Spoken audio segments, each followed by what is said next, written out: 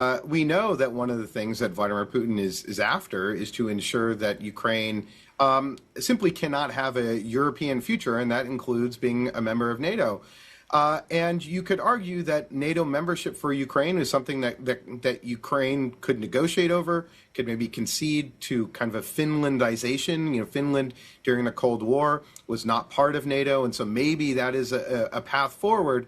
But that's something you negotiate over, and it seemed like the Trump administration sort of preemptively gave that away. And that is, of real concern to everyone in Kyiv and to most leaders in Europe. Do you think that Ukraine will genuinely be able to have a voice at that table, or is there the risk still of a so-called dirty deal between Washington and Moscow?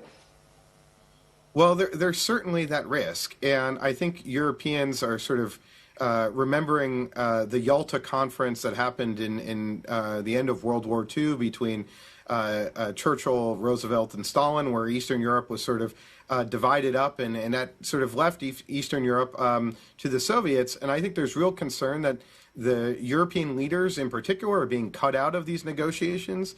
The EU and the Poland and Germany and the UK and France got together to say, we want to be part of these negotiations. We're providing the lion's share of the support to Ukraine.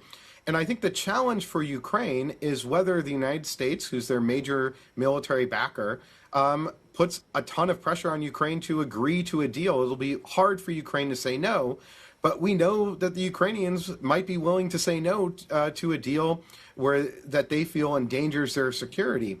And so I think Ukraine feels very threatened right now that the United States may not have their back, and in some ways is approaching these negotiations not as a supporter of Ukraine, but as a neutral arbiter, which, if from a Russian perspective is I think will be really good news, because Russia essentially, I think, wants to sideline the United States from Ukraine, wants the United States sort of out of the picture. And if the U.S. is acting in a neutral manner and not as a supporter of Ukraine, I think that is very much in Russia's interest as they seek to really turn the screws on Ukraine.